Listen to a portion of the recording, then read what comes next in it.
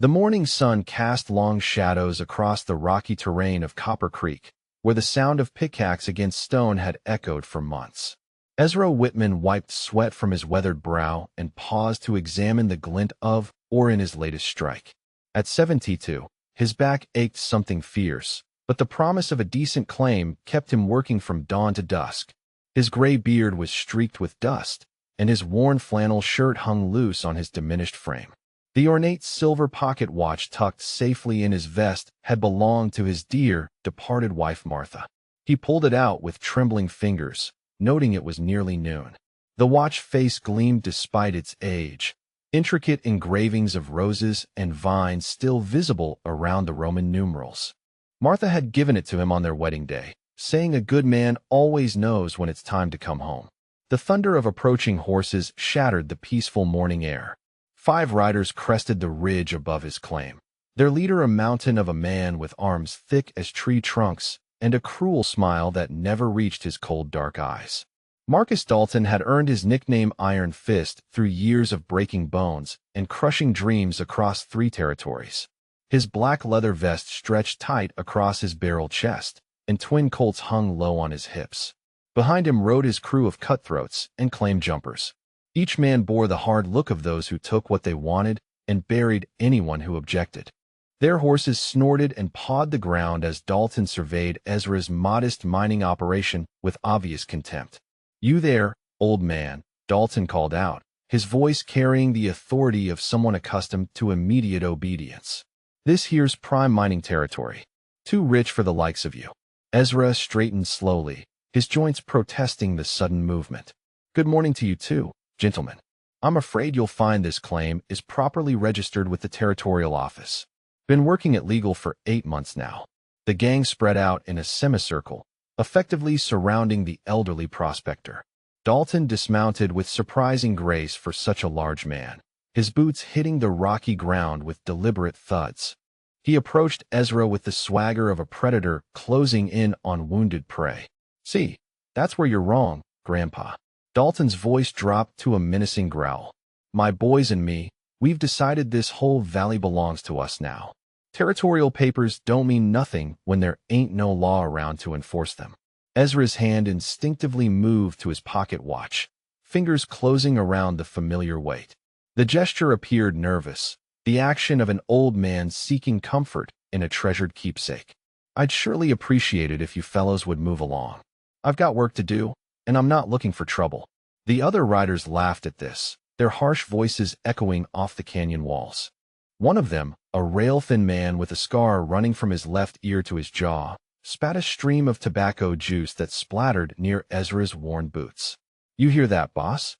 Rail-thin Scarface called out. "Old-timer says he ain't looking for trouble. Maybe we should just pack up and ride out, seeing as how he asked so nice." Dalton's laughter boomed across the mining site. "That's mighty polite of you, old man. Real considerate. But see, politeness don't change facts. And the fact is, you're trespassing on my land."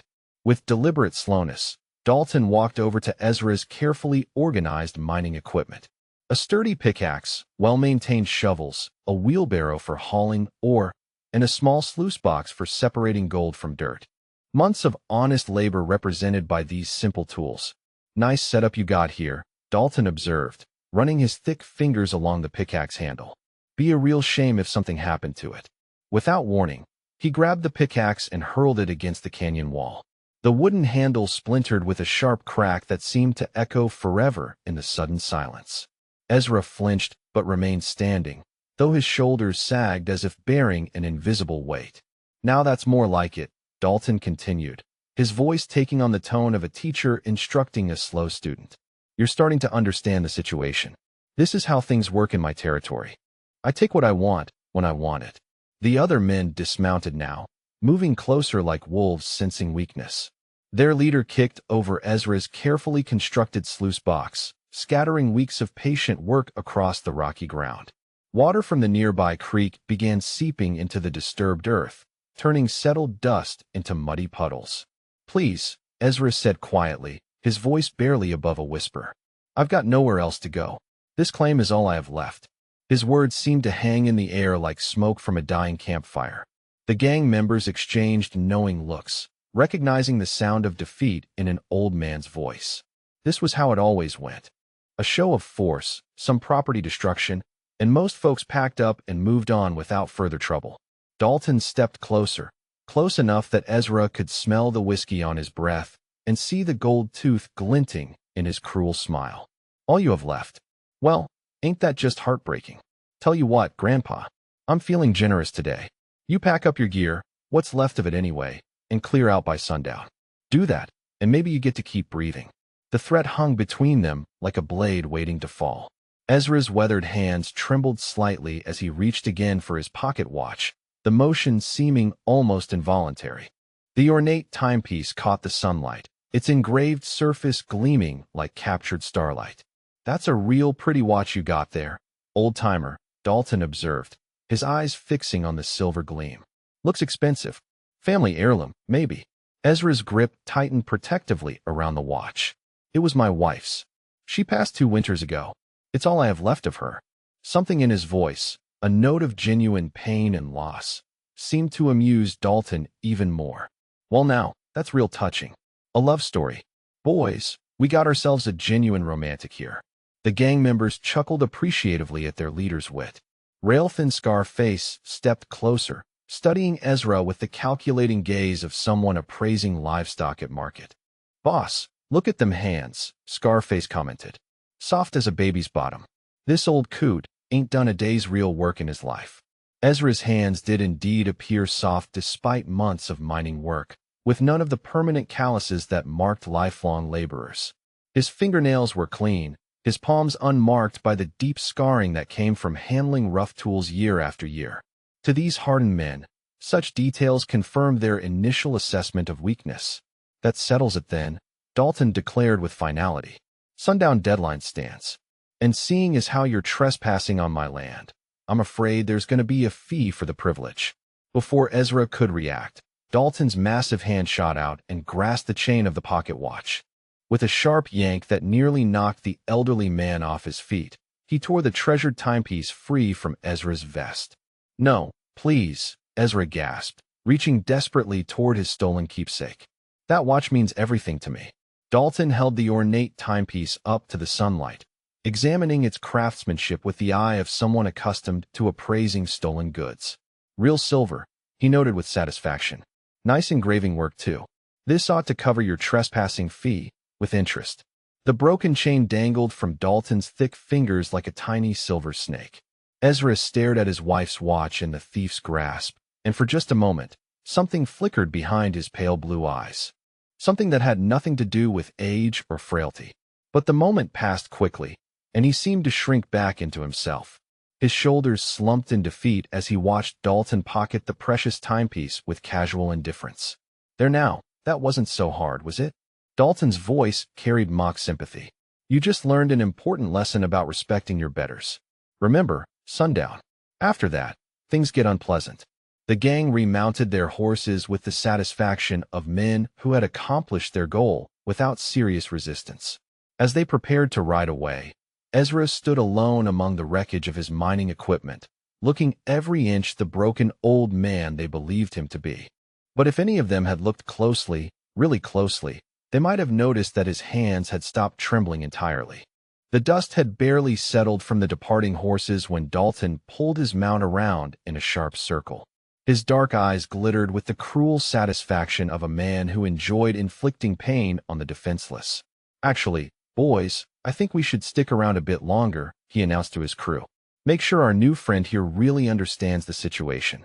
Ezra remained motionless among the scattered mining equipment, his weathered face showing nothing but resignation.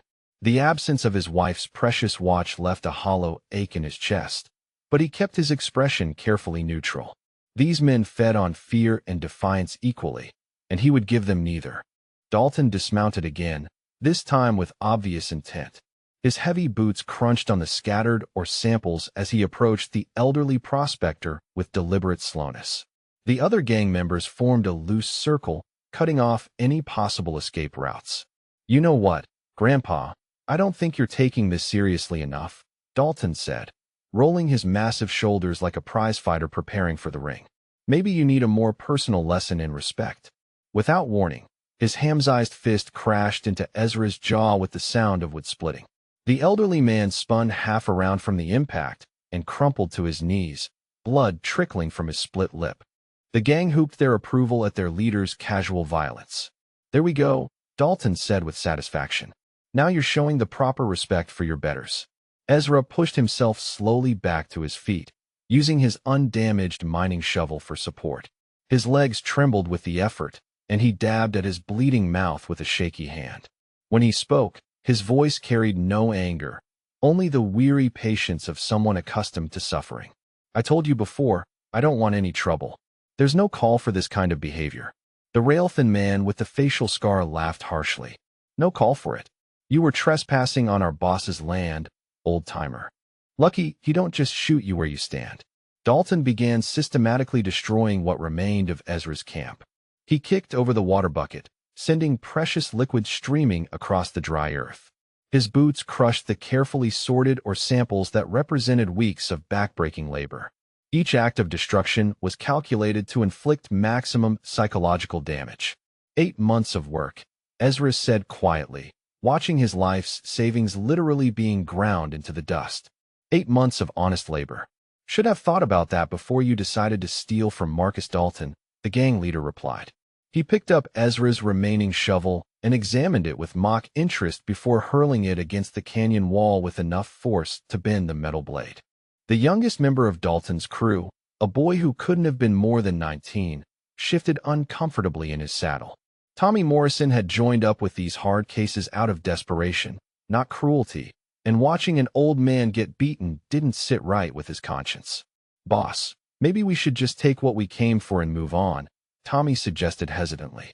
Old guy's learned his lesson. Dalton's head snapped around, his eyes blazing with sudden fury. "You questioning my methods, boy? Because if you are, you're welcome to join Gramps here on the ground." Tommy quickly shook his head, but his discomfort remained visible. Something about the old prospector nagged at him, though he couldn't quite put his finger on what it was. The man's face seemed familiar somehow, like someone he might have seen on an old wanted poster or heard described in a saloon tale. "Please," Ezra said again, his voice barely above a whisper. "Just take what you want and leave me be. I'm too old for this kind of trouble. But if you're enjoying this story of an underestimated man facing impossible odds, hit that like button and let me know in the comments what country you're listening from. I love seeing how these tales of justice travel around the world. Now, let's see what happens when these bullies push too far." "Too old," Dalton repeated mockingly. "You got that right, ancient. Way too old to be playing minor in my territory." He gestured to his men, who began dismounting with obvious relish. Time for a more thorough lesson in manners. The gang spread out, surrounding Ezra completely. Each man wore the hard expression of someone comfortable with violence. They had done this before, in other camps and other territories, leaving broken men and abandoned claims in their wake. "Now see, this is what happens when you don't show proper respect," Dalton continued, cracking his knuckles with deliberate menace. "A man needs to know his place in the world. And your place, old-timer, is wherever I say it is." He grabbed Ezra by the front of his flannel shirt and lifted him partially off his feet. The fabric stretched and tore under the strain, revealing more of the elderly man's thin chest. But as Dalton drew back his fist for another blow, something made him pause. Ezra was looking directly at him now, and there was something different about his pale blue eyes. The fear and resignation were still there, but underneath lurked something else. Something that made even a hardened killer like Marcus Dalton hesitate for just a moment. "I'm giving you one last warning," Ezra said softly. His voice carried a strange quality now, like distant thunder rolling across empty plains. "Walk away from here. Take your men and ride out. Don't make me do something I'll regret." The gang burst into laughter at this apparent absurdity. An old man, beaten and robbed, surrounded by 5 armed killers, was issuing warnings to them. The sheer audacity of it struck them as hilarious. "Oh, you'll regret it, will you?" Dalton grinned, showing his gold tooth. "What exactly you planning to do about it, Gramps? Beat us to death with your walking stick?" But Tommy wasn't laughing. The young outlaw was studying Ezra's face intently, trying to place where he had seen those features before. The high cheekbones, the set of the jaw, the particular way his pale eyes seemed to look right through a man. It reminded him of someone, someone whose name was whispered in saloons across 3 territories. "Boss," Tommy said urgently, his voice tight with growing recognition. "Boss, I think we should listen to him." Dalton's attention snapped to his youngest crew member. "What did you say?" "I said maybe we should listen," Tommy repeated, his face growing pale. "There's something about him. Something familiar." "The kid's losing his nerve," the scarred man sneered. Probably never seen a real beating before. But Tommy shook his head, his eyes never leaving Ezra's weathered face. "No, that's not it. I know him from somewhere. Those eyes, that voice. I've heard stories." "What kind of stories?" Dalton demanded, though his grip on Ezra's shirt loosened slightly. Tommy swallowed hard, his throat working like he was trying to force down something bitter. "Stories about a man who could bring down mountains. A man who fought in the war, in places where the fighting got so bad they stopped keeping count of the dead." "You're talking nonsense, boy," Dalton said, but there was less certainty in his voice now. "This is just some broken-down old prospector who bit off more than he can chew." Yet even as he spoke, Dalton found himself really looking at his victim for the first time. The man's hands, while appearing soft, bore subtle scars across the knuckles. His stance, despite the apparent frailty, suggested someone who had once moved with deadly purpose. Most telling of all were his eyes, which no longer held even a pretense of fear. Ezra straightened slowly within Dalton's loosened grip, his posture changing in almost imperceptible ways. His shoulders squared, his spine aligned, and his head came up with the bearing of someone accustomed to command. The transformation was so subtle that most of the gang missed it entirely. "You boys should have taken the warning," Ezra said quietly. His voice had changed too, losing the quaver of age and taking on the flat, emotionless tone of a professional. "Now it's too late for warnings." The scarred outlaw spat another stream of tobacco juice, this time deliberately aiming for Ezra's boots. "All this talk is making me nervous, boss. Maybe we should just put the old fool out of his misery and be done with it." But Tommy's eyes had gone wide with sudden, terrible recognition. "Oh God," he whispered. "Oh sweet Jesus, I know who he is." The young outlaw's hand moved instinctively toward his gun, not to draw it, but to ensure it was secure in its holster. His face had gone white as fresh snow, and his voice cracked with barely controlled terror. "Boss, that's not just some prospector. That's Dynamite Dan Whitman." The name hung in the air like smoke from a funeral pyre. Even the scarred man's jeering expression faltered as the implications sank in. Every outlaw worth his salt had heard the stories, though most dismissed them as saloon tales grown tall in the telling. Dynamite Dan Whitman, the Union Army's most feared sapper, the man who had single-handedly destroyed more Confederate supply lines than entire companies of regular soldiers. The ghost who appeared from nowhere, left devastation in his wake, and vanished before anyone could pursue him. "That's impossible," Dalton said, but his voice lacked conviction. "Dynamite Dan died years ago. Everyone knows that." Tommy shook his head frantically. "No, sir, they never found a body. Story was he just disappeared after the war ended. Folks said he wanted to forget the killing, wanted to live peaceful." The gang members looked at each other with growing unease. They had built their reputations on terrorizing defenseless farmers and miners, not on facing legendary killers who had earned their names in the hell of America's bloodiest war. Ezra stood perfectly still within the circle of increasingly nervous outlaws. His pale blue eyes had taken on the color of winter ice, cold and utterly without mercy. When he spoke again, his words carried the absolute certainty of a man who had faced death so many times it held no mystery for him. 47 men, he said quietly. "That's how many I killed during the war. All of them soldiers, all of them armed, all of them better men than you." The number fell like stones into still water, sending ripples of fear through the gang. 47 confirmed kills, not counting the hundreds who had died in his explosive demolitions. The stories claimed he could place charges so precisely he could bring down a bridge without harming the swallows nesting underneath.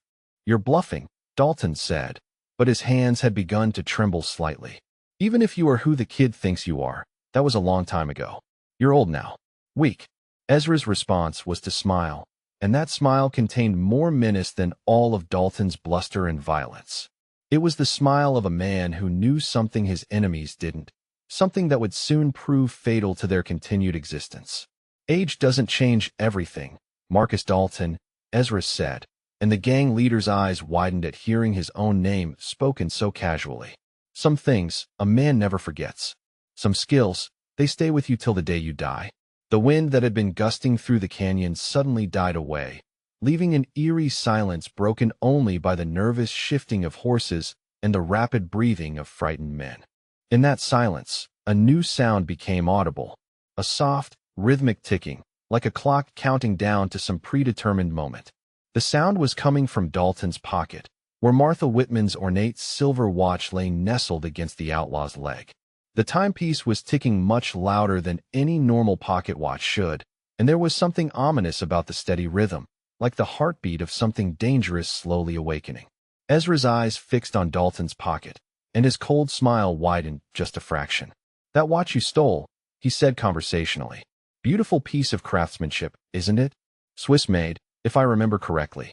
My dear Martha always did have excellent taste." "Yeah, so what?" Dalton replied, but his voice cracked slightly on the words. "So it's not just a timepiece, Marcus. It's much more than that." Ezra's pale eyes never wavered from the gang leader's increasingly terrified face. "You might say it's the key to everything." Tommy Morrison's face had gone the color of old bones as the full weight of recognition crashed over him like a collapsing mine shaft. His hands began to shake uncontrollably as memories flooded back, stories his grandfather had told him around campfires when he was just a boy. "Boss," he whispered urgently, his voice barely audible above the desert wind. "Boss, you don't understand. That's not just any Dynamite Dan.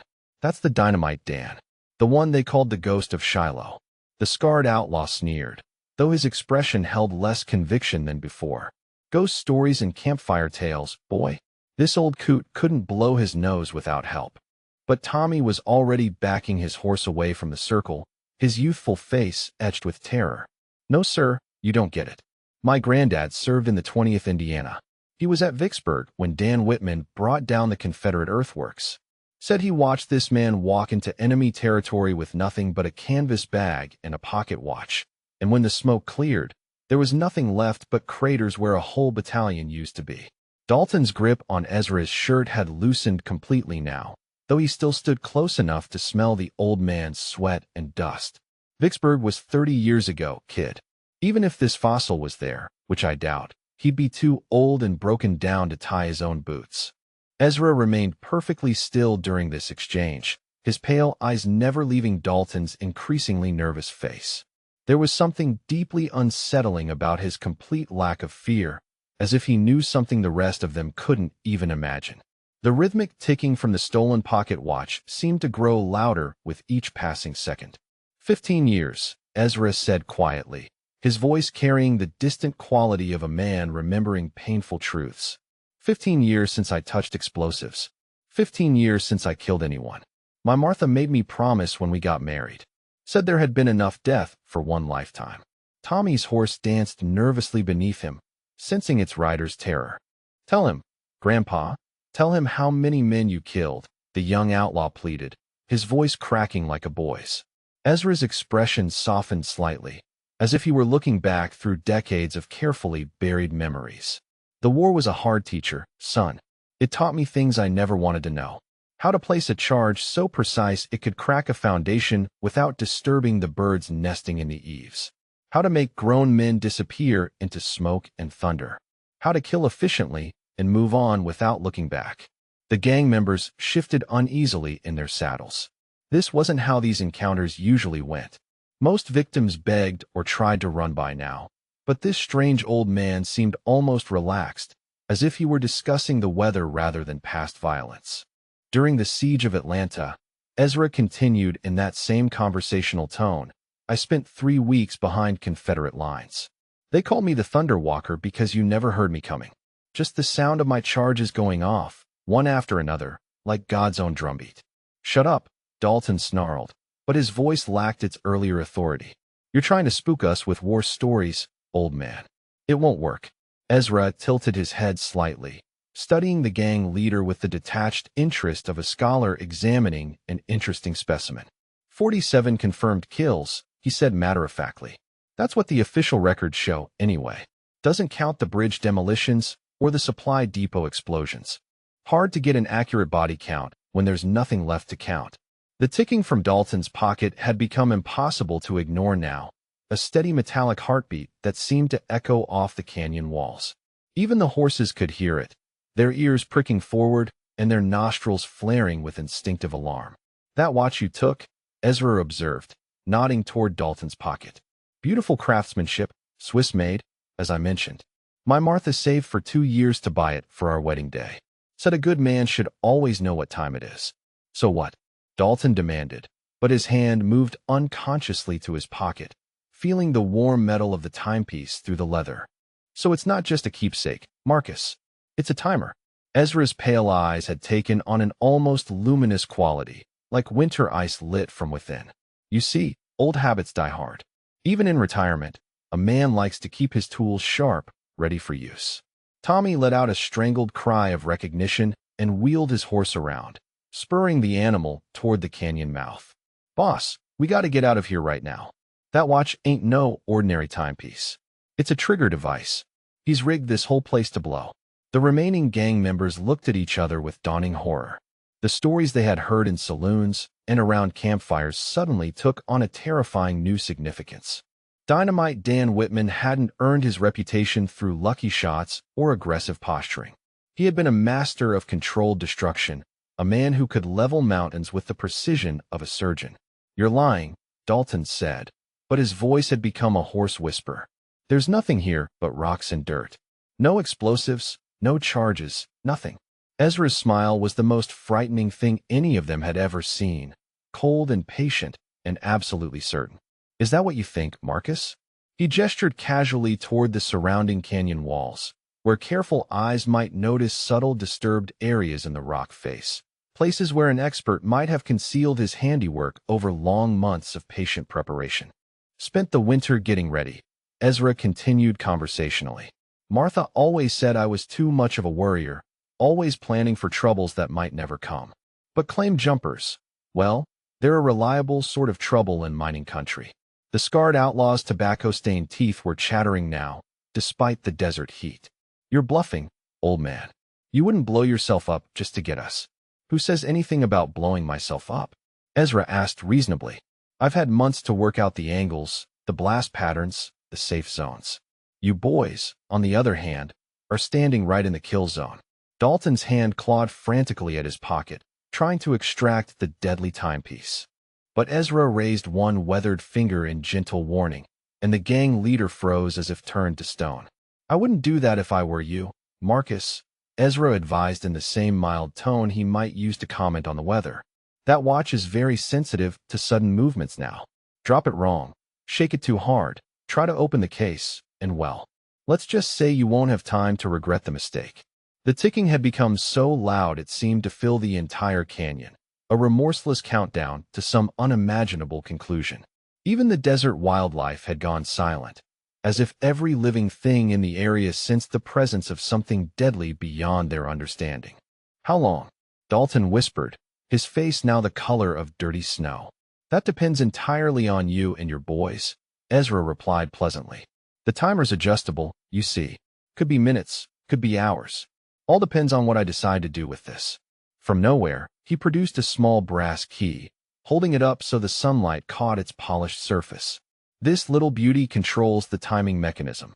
Turn it one way, you get more time to make peace with your maker. Turn it the other way, well, things happen much faster." Tommy had reached the canyon mouth and was shouting warnings back at his companions, his voice echoing strangely in the confined space. "Boss, don't listen to him. Just drop the watch and run. We can outride any explosion." But Ezra shook his head sadly, as if disappointed in the young man's tactical thinking. "Poor boy doesn't understand the mathematics of destruction," he observed. "Blast radius for a proper demolition job like this one. Let's see, carry the one, account for the canyon walls to focus the concussion. I'd say anything within half a mile is going to have a very bad day." The gang members who remained were all reaching the same terrible conclusion. Even if they spurred their horses to a dead run right now, they might not reach safety before the countdown reached 0. They were trapped as surely as if iron shackles bound them to the spot. Dalton's voice cracked like a teenage boy's when he finally managed to speak. "What do you want?" Now that's a reasonable question, Ezra approved. What I want is very simple, Marcus. I want you and your men to leave this territory and never come back. I want the word spread that Copper Creek is under my protection.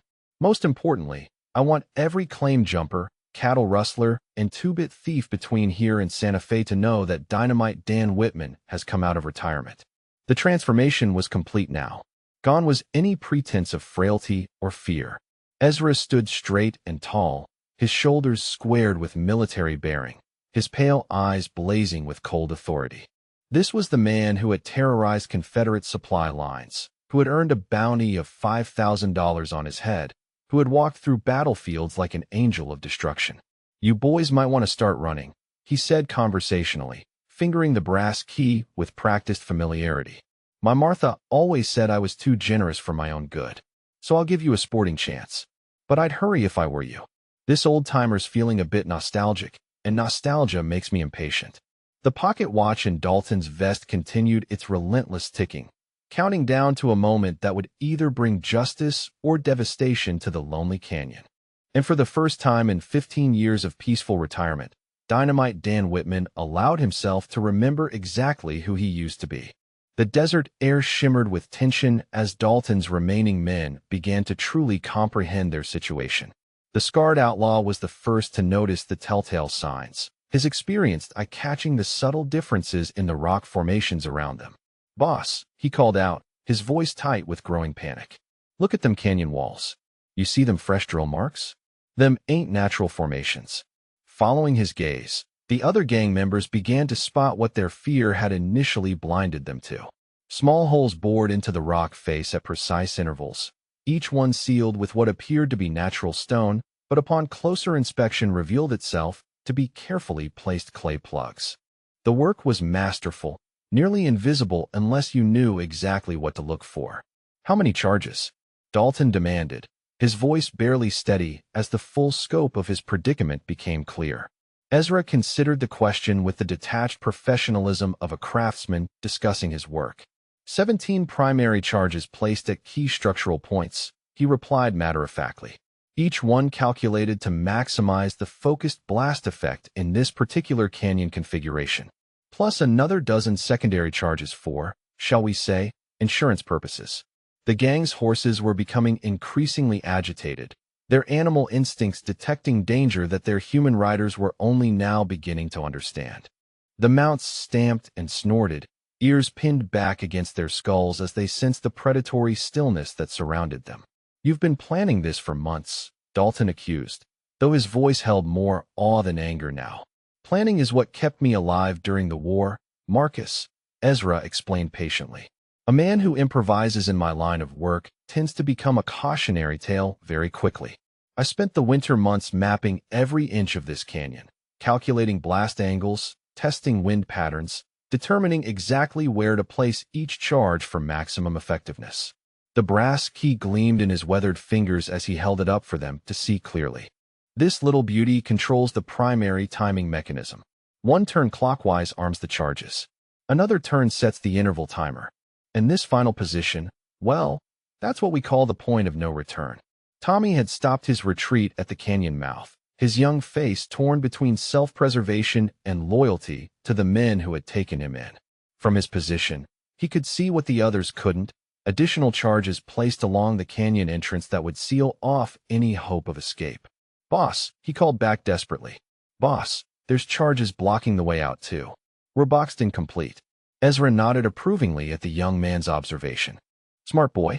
Yes, I'm afraid the exit strategy has been thoroughly compromised.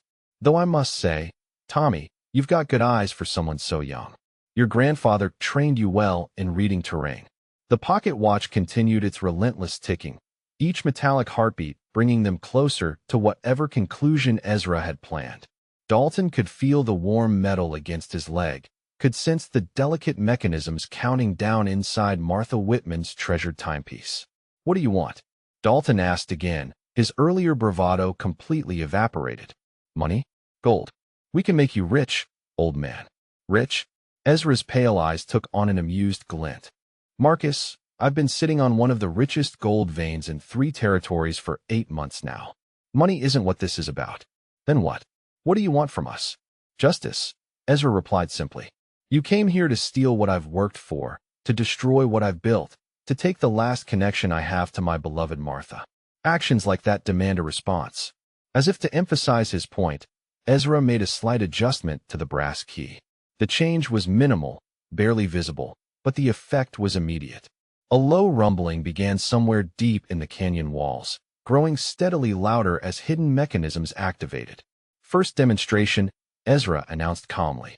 Please observe the precision of the blast pattern. The explosion came without further warning. A perfectly controlled detonation that sent a column of smoke and debris shooting skyward from a position 50 yards behind the gang's horses. The animals screamed in terror and bolted, their reins snapping as they fled in blind panic toward what they hoped was safety. But Ezra's planning had accounted for even this.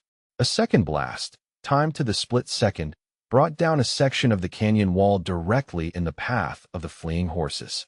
The animals were forced to veer sharply to avoid the falling rock, driving them deeper into the canyon rather than toward the blocked exit.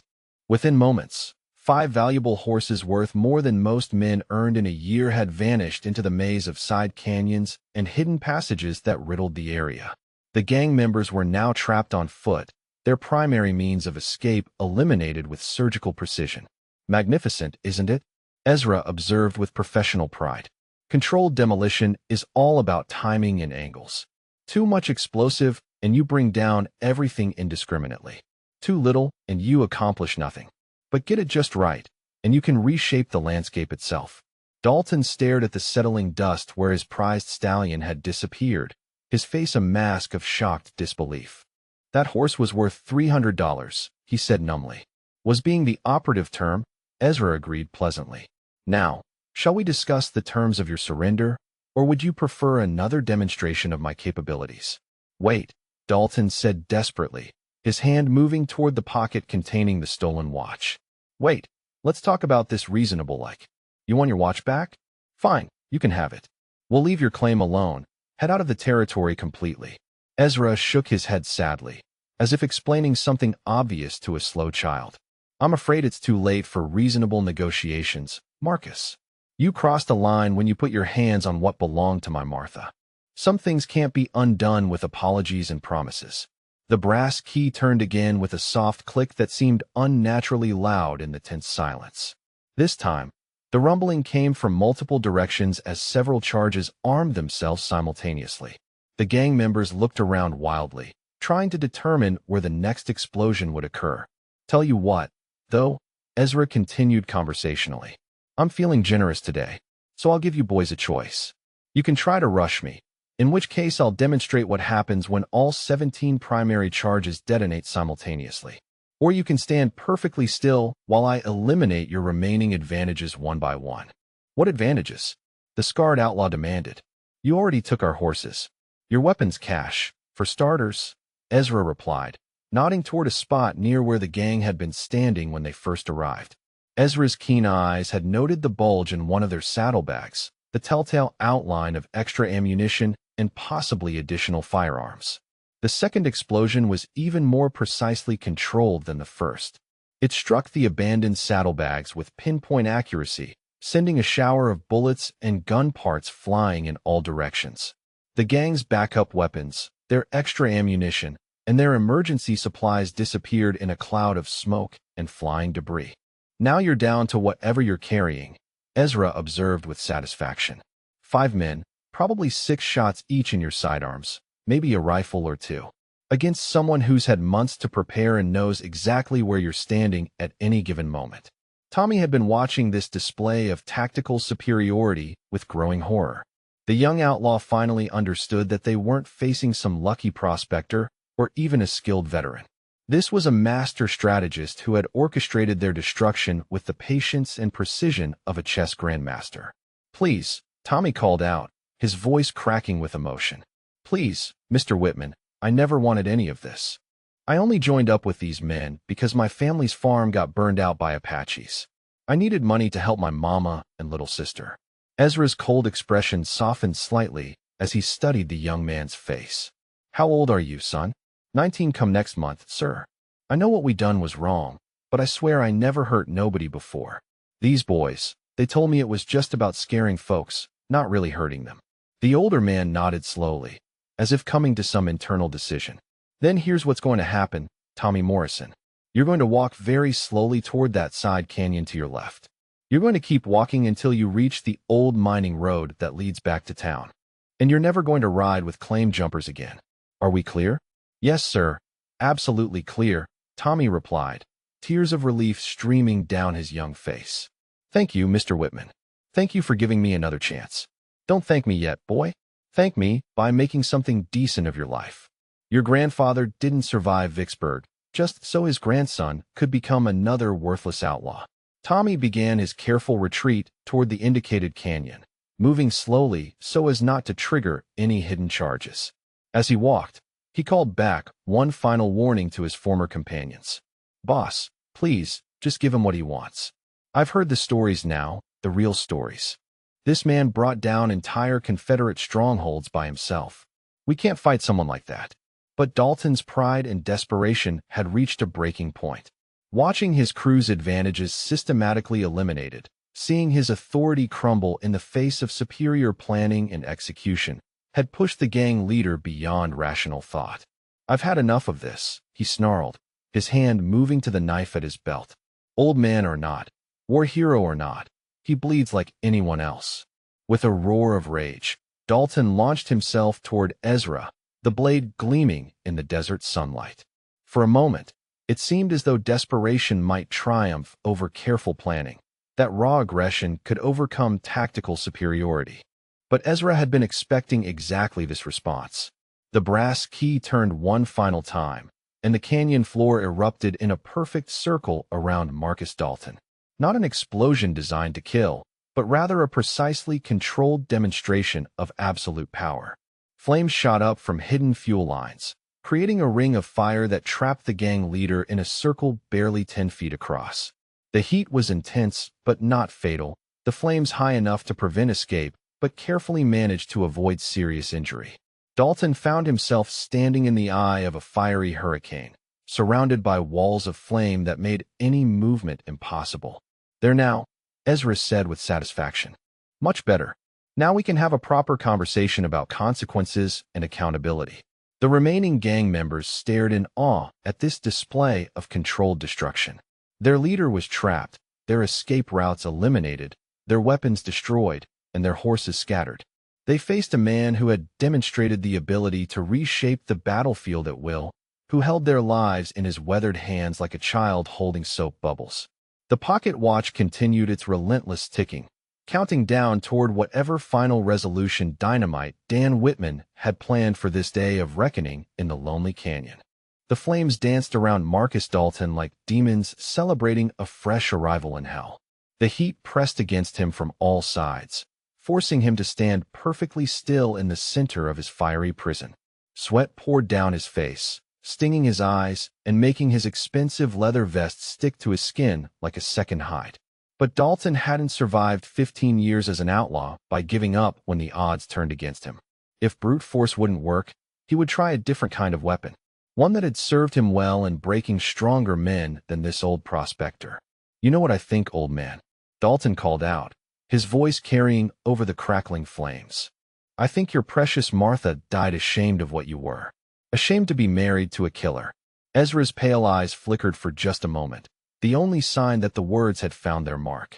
But his voice remained steady when he replied, "My Martha understood the necessities of war better than most. She never judged me for what I had to do." "Did she now?" Dalton pressed, sensing weakness like a predator scenting blood. "Or did she die knowing she'd married a man with 47 souls on his conscience? Did she spend her last days wondering how many widows and orphans you'd created?"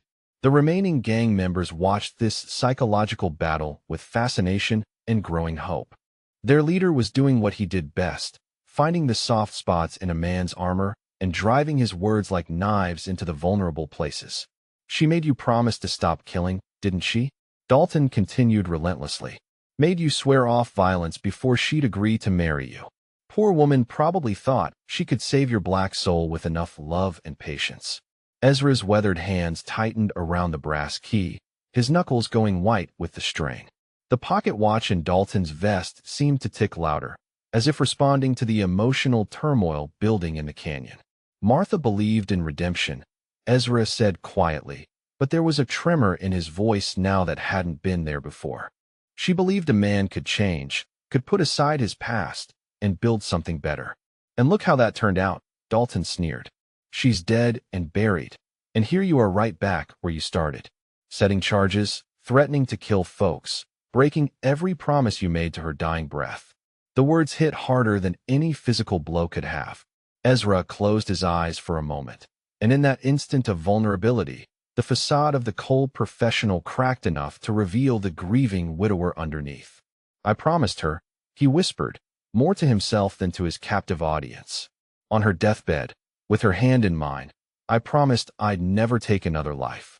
She said there had been enough death, enough blood on my hands. That's right, Dalton said triumphantly, sensing total victory within his grasp. So what's it going to be, Dynamite Dan? Are you going to honor your wife's memory, or are you going to prove she died married to a liar and a killer? The canyon fell silent except for the crackling of flames and the relentless ticking of Martha's watch. The other outlaws held their breath, waiting to see if their leader's psychological assault had succeeded where physical intimidation had failed. But as the silence stretched on, other sounds began to penetrate the tense atmosphere. The distant rumble of approaching horses, the voices of men calling to each other across the desert landscape. Help was coming, though whether it would arrive in time remained to be seen. Ezra opened his eyes, and what Dalton saw there made him take an involuntary step backward, though the flames prevented any real retreat. The pale blue orbs burned with an inner fire that had nothing to do with the surrounding conflagration.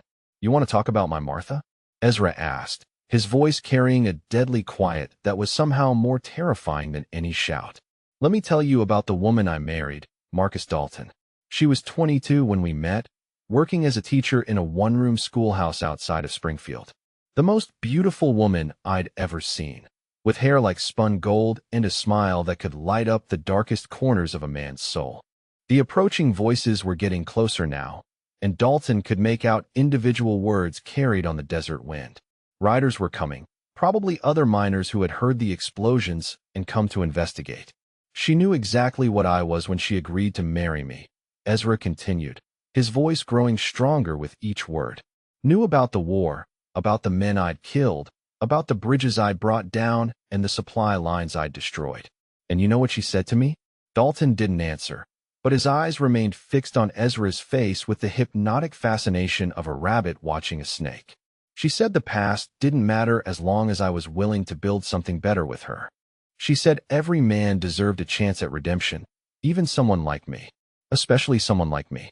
The first of the approaching riders crested a nearby ridge, their silhouettes dark against the afternoon sky.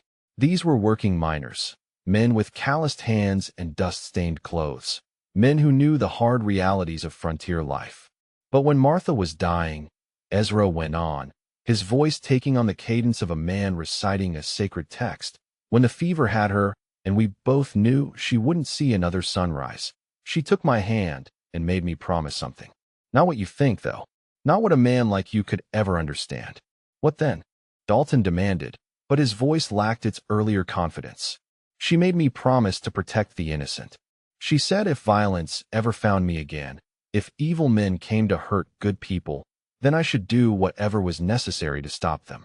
She said a man's greatest sin wasn't in taking life when justice demanded it, but in standing by and doing nothing when he had the power to help. The approaching miners had spotted the smoke and flames now, and their voices carried clearly across the desert air. Several of them were shouting warnings to their companions, clearly recognizing the signs of Dalton's gang. That's him, one voice called out. That's Marcus Dalton, the bastard who burned out the Henderson family last month. Another voice joined the first. And there's his crew. They're the ones who killed old Pete Morrison when he wouldn't give up his water rights. The truth of Dalton's crimes began to pour out as more miners arrived on the scene. Stories of intimidation and murder, of families driven from their homes, and honest men killed for their claims. The gang had left a trail of blood and suffering across 3 territories. Ezra listened to these testimonies with growing resolve, his earlier doubt evaporating like morning mist under the desert sun. These were the people Martha had meant when she spoke of protecting the innocent. These hard-working miners and their families who asked nothing more than the chance to make an honest living. "You hear that, Marcus?" Ezra asked, his voice now carrying the absolute authority of a judge pronouncing sentence. "Those are the voices of the people you've terrorized and murdered. Those are the families you've destroyed for profit." Dalton's face had gone pale as the full scope of his situation became clear. The approaching miners weren't coming to rescue him. They were coming to witness his judgment. In desperation, the gang leader reached inside his vest, his fingers closing around a small derringer he'd kept hidden as a final resort. The weapon was tiny but deadly at close range, a gambler's gun designed for surprise attacks. "I've got a gun pointed right at your heart, old man," Dalton snarled, producing the small pistol with a flourish.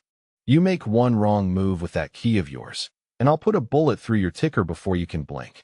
But Ezra's response was to smile, that same cold, patient expression that had terrified Confederate soldiers 30 years earlier. "That's where you've made your final mistake, Marcus. You see, that pocket watch isn't just a timer. It's what we in the demolition business call a dead man's switch." The derringer wavered slightly in Dalton's sweating grip. "What's that supposed to mean?" "It means the watch is connected to my heartbeat," Ezra explained with terrifying calm. "If I die, if my heart stops beating, if the watch gets damaged or tampered with, then every charge I've placed in this canyon detonates simultaneously. The blast would level everything for half a mile in every direction." The gang members still standing in the canyon looked at each other with dawning horror. They had thought they were facing one old man with some explosives. Instead, they were trapped in a doomsday device that would kill them all if they harmed its creator. "You're bluffing," Dalton said, but his voice cracked like thin ice under pressure. "Am I?" Ezra asked reasonably. "Are you willing to bet your life on that assumption? Because that's exactly what you'd be doing if you pulled that trigger." The miners had reached the canyon rim now, a dozen men with rifles and grim expressions. They had seen enough of Dalton's handiwork to know that justice was long overdue. Some of them called down offers of help, but Ezra waved them back with a gesture. "This is between me and them," he called up to the watching crowd. "But I want you all to witness what happens here today. Let the word spread across every mining camp and cattle ranch from here to California. Let every claim jumper and rustler know that there are still men willing to stand up for what's right." The derringer trembled in Dalton's grip as he faced an impossible choice. Shoot Ezra and die in the resulting explosion, or surrender and face the justice of the very people he had terrorized and murdered. "I gave you a chance to leave peacefully," Ezra said, his voice carrying the finality of a closing coffin lid. "I offered you mercy you never showed to your victims. But you chose to stay, chose to fight, chose to threaten the innocent people of this territory." Martha's watch continued its relentless counting, each tick bringing them closer to the moment when words would give way to action, when justice would finally be served in the lonely canyon where so many plans had been laid and so much patience had been invested. "Your move, Marcus Dalton," Ezra said quietly. "But choose quickly. My Martha always said I was too generous for my own good, and I can feel that generosity wearing thin." The flames around Dalton seemed to burn higher as he faced the most important decision of his violent life, while above them the miners watched with the patience of men who had seen too much injustice and were finally witnessing its reckoning. The derringer shook violently in Marcus Dalton's sweat-slicked grip as he stared into Ezra Whitman's pale eyes. Around him, the ring of fire crackled and hissed, each flame seeming to reach higher, as if sensing the approaching climax to this deadly confrontation. Above on the canyon rim, the assembled miners waited in tense silence.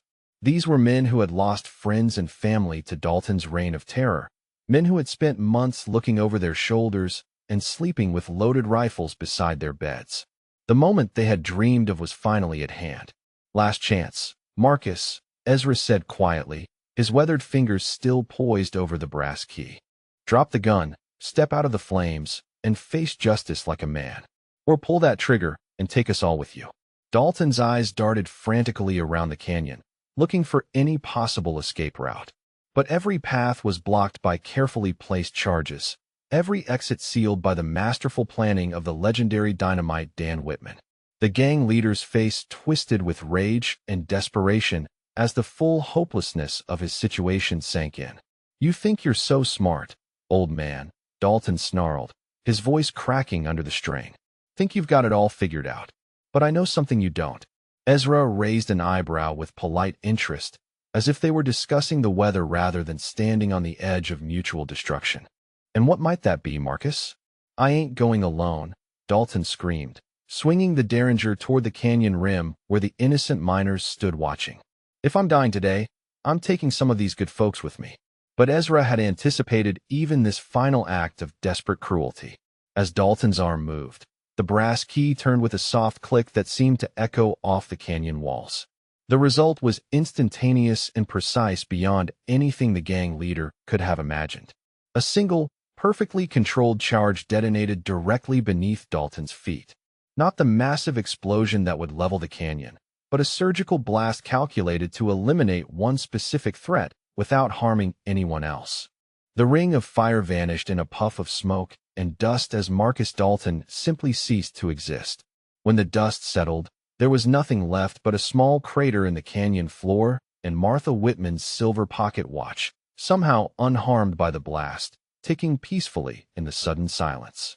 The remaining gang members, stunned into paralysis by their leader's sudden and complete destruction, offered no resistance as the miners climbed down into the canyon. These hardened outlaws, who had terrorized 3 territories with their violence and cruelty, surrendered without firing a shot. Ezra walked slowly to the crater and retrieved his wife's watch, brushing away the dust with gentle fingers. The ornate timepiece had stopped ticking, its hands frozen at exactly 3:15 in the afternoon, the time when justice had finally been served in Copper Creek Canyon. "It's over," one of the miners said, a weathered old-timer named Pete Collins who had known Ezra since the prospector first arrived in the territory. "After all these months of living in fear, it's finally over." The word spread like wildfire across the mining camps and cattle ranches. Marcus Dalton was dead, his gang scattered or captured, and the man responsible was none other than Dynamite Dan Whitman himself. The legend had returned from retirement to protect the innocent, just as his dying wife had made him promise. Within hours, riders were carrying the news to every settlement within 100 miles. The message was simple and powerful. The days of claim jumpers and cattle rustlers operating with impunity were finished. There was a new protector watching over the honest folk trying to make a living in the harsh frontier. But Ezra himself seemed strangely subdued as the miners celebrated around him. He sat on a boulder near where his mining equipment had been destroyed, turning Martha's silent watch over and over in his weathered hands. "You did the right thing," Pete Collins said, settling down beside the legendary veteran. "Those men would have killed dozens more innocents if you hadn't stopped them." "I know," Ezra replied quietly. "Martha would have understood. She always said a man's greatest sin was standing by when he had the power to help. But that doesn't make it easy, Pete. Taking a life never gets easy, no matter how justified it might be."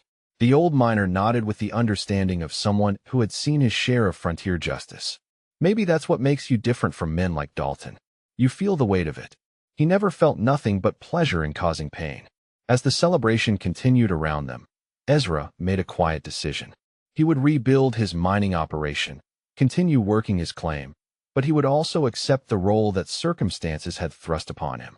He would be the guardian angel these good people needed, the protector who stood between them and the wolves that prowled the frontier. Months passed like pages turning in a well-worn book. The mining camp that had once lived in fear of Dalton's gang began to flourish as word spread that Copper Creek was under the protection of Dynamite Dan Whitman. New miners arrived weekly, drawn by both the promise of rich ore deposits and the security of knowing they could work in peace.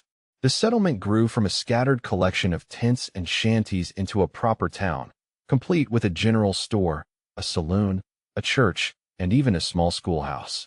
The residents voted unanimously to rename their community Whitman's Rest, both to honor their protector and to send a clear message to anyone considering causing trouble.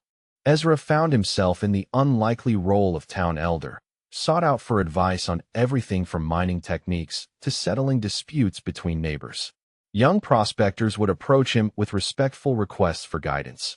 calling him Old Dan with the reverence usually reserved for beloved grandfathers. He never spoke of his war years unless directly asked, and then only to share practical knowledge about engineering or leadership. The stories of his legendary exploits spread through the mining camps like gospel, growing more impressive with each telling, but Ezra himself remained modestly focused on the present. On quiet evenings, he would walk the half-mile to the small cemetery on the hill overlooking the town. Martha's grave was marked by a simple wooden cross that he had carved himself, surrounded by wildflowers that seemed to bloom year-round despite the harsh desert climate. "I kept my promise, darling," he would whisper, placing fresh flowers on the grave. "The innocent are protected, and the guilty have been punished, just like you wanted." Sometimes he fancied he could hear her voice on the evening wind, speaking words of love and approval. She had always believed in him, even during the darkest days of the war when he questioned whether he was becoming the very monster he fought against. One particular evening, as autumn painted the canyon walls in shades of gold and red, Ezra was joined at the cemetery by young Tommy Morrison.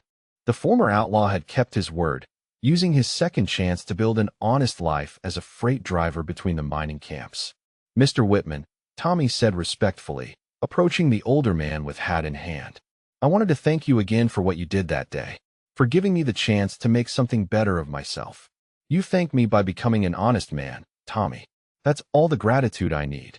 The young man stood quietly for a moment, gathering his courage for something he had been wanting to say for months. "Sir, I've been thinking about what you said that day, about how my grandfather didn't survive the war just so I could become an outlaw." Ezra nodded, encouraging him to continue. "Well, I've been saving money from my freight runs, and I was thinking maybe it was time I went back to school. Learn to read and write proper, maybe become a teacher like your Martha was. Help other young folks make better choices than I did." The older man's eyes grew bright with approval and perhaps a hint of moisture. "Martha would have loved that idea, Tommy. She always believed education was the key to building a better world." As winter approached, the town of Whitman's Rest prepared for the season with confidence born of security. There had been no major crimes since the showdown in the canyon, no claim jumpers or cattle rustlers daring to test the protection of Dynamite Dan Whitman. But Ezra knew that evil men would eventually test him again. There would always be those who believed they could take what others had worked for, who thought violence was the answer to every problem. When that day came, he would be ready. He had converted part of his cabin into a workshop where he maintained his skills with explosives, though now he focused on constructive applications. He helped other miners with difficult excavations, cleared rock slides from mountain passes, and even assisted in building the foundations for the town's new structures. The pocket watch that had once been a weapon of war now sat peacefully on his mantle, its hands still frozen at 3:15. Ezra had chosen not to repair it, preferring to let it remain as a memorial to the day when justice finally came to Copper Creek Canyon. On the first anniversary of the confrontation, the entire town gathered for a celebration they called Justice Day. There were speeches and music, food and dancing, and stories told about the day when an old prospector revealed himself to be a legendary hero. But Ezra himself slipped away from the festivities to spend the evening at Martha's grave, sharing quiet conversation with the woman who had shaped his moral compass. The town could celebrate the victory, but he preferred to remember the cost of violence and the weight of the choices he had made. As he sat beside the simple wooden cross, watching the stars emerge in the desert sky, Ezra reflected on the strange turns his life had taken. He had been a soldier, a killer, a husband, a prospector, and now a guardian. Each role had shaped him, but Martha's influence remained the strongest. If you've ever had to protect something precious to you, something worth fighting for, then you understand the choice Ezra faced that day in the canyon. Sometimes the hardest thing isn't pulling the trigger, but knowing when justice demands it and when mercy should prevail. If this story moved you, please like this video and subscribe to our channel for more tales of courage and redemption. We bring you stories every week about ordinary people who find extraordinary strength when their backs are against the wall. The pocket watch on Ezra's mantle continued its eternal silence, no longer counting down to destruction, but serving instead as a reminder of the day when love conquered hate, when justice prevailed over cruelty, and when one man's promise to his beloved wife changed the fate of an entire community. In the growing darkness, the lights of Whitman's Rest twinkled like earthbound stars, a testament to what could be built when good people were free to work and live without fear. And somewhere in that peaceful town, an old man who had once been called Dynamite, Dan smiled as he remembered the sweet voice of his Martha, whispering words of love and approval on the desert wind. The legend would live on, passed down through generations of miners and settlers. But the man himself had found peace at last. Peace in knowing he had kept his promise, protected the innocent, and honored the memory of the woman who had believed a killer could become a guardian angel. Until next time, remember that heroes come in all shapes and ages, and sometimes the most unlikely person can change the world with courage and a heart full of love.